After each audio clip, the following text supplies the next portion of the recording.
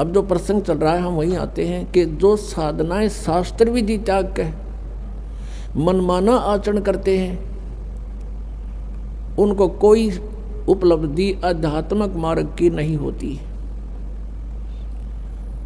परमात्मा कहते हैं डंब करें डूंगर चढ़ें, डूंगर कहते हैं ऊंची सी पहाड़ी पाल टीले पर जहाँ से दूर से दिखाई दे। डंब करें डूंगर चढ़ें अंतर झीनी झूल, और जग जाने ये बंदगी करें ये बो है सूल बबूल। आम जनता तेनों सोचा बड़ा साधक साधना कर रहा है, देखो सुबह से लेकर शाम तक अपना तप करता है, तो परमात्मा अपने उस आध्यात्मिक मार्ग में बताते हैं कि जनता जाने ये भक्ति करे यो बो है सूल बबूल। ये तो दम्भ कर रहा है, ऊपर बैठ कर ढोंग कर रहा है, दिखा रहा है आपको। परमात्मा के पाने की भक्ति जो है बहुत सिंपल है, और उसके लिए परमात्मा ने स्वयं आना पड़ा इस यथार्थ ज्ञान को देने के लिए। जैसे कल रात का सारा ही सत्संग इस उद्देश्य पर था कि परमात्मा कैसा है, वो परमात्मा क्या करता है। तो उस परमात्मा के विषय में आपने पवित्र वेदों में, पवित्र बाइबल में, पवित्र कुरान शरीफ में ये देखा कि वो भगवान मनुष्य सदृश है, मनुष्य जैसा है, लेकिन उसके शरीर का तेज बहुत अधिक है, और वो ऊपर रहता सतलोक में तख्त पर विराजमान है, और वहाँ से गति करके सतलोक से धूलोक से उस तीसरे मुक्ति धाम से गति करके वहाँ से प्रस्थान करके चल के आता है। और यहाँ वो अच्छी आत्माओं को मिलता है, और अच्छी आत्माओं को मिलकर वो अपना तत्व ज्ञान आप ही बताता है। परमात्मा ने, परमेश्वर कबीर देव ने जो लीला की वो 600 वर्ष पहले की थी, वो उनके जीवनी के अंदर भगवान की लीलाओं में लिपिबद्ध है, वो लिखी हुई है। और आज वेद हमने देखे, इससे पहले वेदों को कोई समझ नहीं सका। उन वेदों में यही लिखा कि वो परमात्मा 3 स्थिति के शरीर से 3 प्रकार की अपनी वेशभूषा से, शरीर की वेशभूषा, ये शरीर भी हमारा एक वेशभूषा है अपने, और नीचे ओरिजिनल शरीर अलग होता है हमारा सभी का, उसके ऊपर तो 3 प्रकार के शरीरों धारण करता है, और उनसे हम सबका धारण पोषण यानी सबकी संभाल करता है। एक रूप में मनुष्य सदृश शरीर है परमात्मा का, सतलोक में और ऊपर के लोकों में अलग अलग रूपों में विराजमान है। तो सतलोक के अंदर परमात्मा के एक रोमकूप की शोभा करोड़ सूर्य मिला दे, करोड़ चंद्रमा, तो भी परमात्मा का प्रकाश उनसे अधिक है एक रोमकूप का। इतना तेजों में शरीर है, लेकिन गर्मी नहीं है। और फिर वो परमात्मा दूसरी स्थिति में जब आता है, वो प्रत्येक युग में एक लीला करता है। नवजात शिशु का रूप धारण करके प्रकट होता है, और बाहर जंगल में, नगरी से बाहर वन में एक तालाब के ऊपर, जहाँ किसी दरिया से कोई लहरों के माध्यम से ऐसा कोई जल भरा हो, उस सरोवर के अंदर प्रकट होता है कमल के फूल पर। और ये सब कार्य परमात्मा अपना निर्धारित उद्देश्य लेकर आता है, उसे आधार से करता है।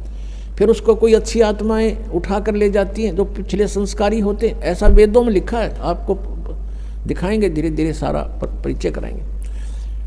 और उसको फिर वो धीरे धीरे जब बड़ा होने लगता है, छोटी ही आयु में परमात्मा अपना जो उद्देश्य लेकर आता है वो तत्व ज्ञान को प्रचार करना शुरू कर देता है। और उस परमात्मा के ज्ञान के सामने बड़े बड़े विद्वान मंडलेश्वर सब फिट्टे मुंह हो जाते हैं, उनको जवाब नहीं आता है। तो इस प्रकार परमात्मा दूसरी प्रकार की जो शरीर से लीला करता है, वो शिशु रूप धारण करके आता है, और ऐसे ही जनसाधारण की तरह कार्य करता है, अपना निर्वाह अपने हाथों से करता है। और वो पूर्ण परमात्मा भी होता है, और एक भक्त के भी लक्षण उसी में पूरे होते हैं, और एक तत्वदर्शी संत भी कंप्लीट इन ऑल रेस्पेक्ट वही होता है।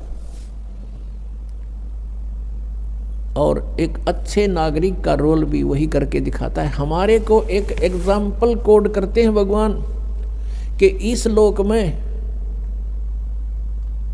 आप जी ने परमात्मा पाने के लिए ही प्रयत्न करना है। यहाँ की अन्य वस्तुओं की तुम इच्छा करते हो तो अभी आप बालक हो, खिलौने मांग रहे हो और ये खिलौने टूट जाते हैं फिर रोते हो।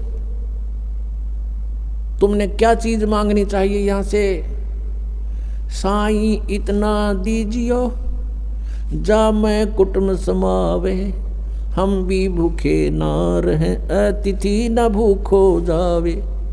कि हे परमात्मा इतना दीजिए जिसमें कुटुंब समावे, यानी रिक्वायरमेंट ऑफ फैमिली, परिवार की आवश्यकताएं फुलफिल हों, इतना दीजिए दाता। और हम भी भूखे ना सोएं और कोई अतिथि आ जावे वो भी भूखा ना रहे, इसे अधिक नहीं चाहिए। परमात्मा कहते हैं घर तो 3.5 हाथ और गना तो 4.25, कह कबीर अधिका गहे ताको नहीं विचार। अपने 3.5 हाथ का ये शरीर होता है, प्रत्येक व्यक्ति का अपने 3.5 हाथ यानी इस कोनी से लेकर और यहाँ तक का ये हाथ कहलाता है इतना। और इसको आप 3.5 नाप के किसी रस्सी से अपने नाप के देखना पूरा पाओगा। तो कहते हैं घर तक 3.5 हाथ यानी आप उसमें आराम से लेट जाओ, पूरा पूरा हो जाए। और गणा तक 4.25 यानी और गणा कर 1 फुट फालतू कर ले। और इससे ज़्यादा की डिमांड है तो व्यर्थ की बकवाद है वो। अब इससे आप समझ लेना, कहने का भाव इन्होंने है कि तरके अपने घरान फोड़ कर एक इतना गुणा बैठ जाओ। कहने का भाव ये है परमात्मा का कि 1 चारपाई पर सोना है और वो 3 बाई 6 फुट में आ लेगी। एक कमरे में आपका काम चल सके खूब, गना कर 2 बना लो, इससे अधिक कोशिश ना करना। वो परमात्मा दे तो अच्छी बात है, 2 बन जा 3 बन जा, बस इससे ज़्यादा का प्रयत्न ना करना। यानी जिसके पूर्व जन्म के संस्कार हैं वो अलग बात है, कोई ठीक भी बन रही है बनी रही अच्छी बात है, लेकिन भक्ति उद्देश्य मूड रखे। और जिनके पास पूर्व जन्म की कोई ऐसी पुण्य नहीं है और वो झोंपड़ी में भी रह रहे हैं तो परमात्मा कहते हैं भक्ति ही करनी है। उस 4 कमरे वाली कोठी में भी भक्ति करेगा तो उसका उद्धार है, नहीं तो वह कोठी साथ नहीं दे, ना वह चल साथ। और एक झोंपड़ी में प्राणी रह रहा है और वो भी भक्ति कर रहा है तो दोनों को एक सी उपलब्धि है। और झोंपड़ी वाला इससे चक्कर में रहा मैं भी कोठी बनाऊं मन्नू कर लूं तो ये व्यर्थ प्रयत्न है। इनसे अपना मन हटाना।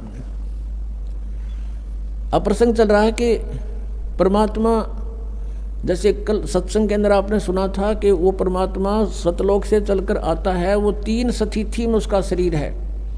तो दूसरी सतिथि में वो हमारी कैसे देखभाल करते हैं, कैसे धारण पोषण करते हैं। वो एक बालक रूप में प्रकट होते हैं, धीरे धीरे बड़े होते हैं, फिर एक अच्छे नागरिक की तरह एक जीवन जी कर दिखाते हैं। परमात्मा कबीर जी जुलाहे का कार्य करते थे, दानक का कपड़ा बुनते थे, लोगों का सूत आता था, उस सूत को से कपड़ा बनाकर उससे जो मेहनताना प्राप्त होता था उसको ग्रहण करते थे। और उससे भी कोई बच जाता था, घर में भोजन से पैसा बच जाता था, उसको फिर भंडारे पर धर्म पुण्य पर लगा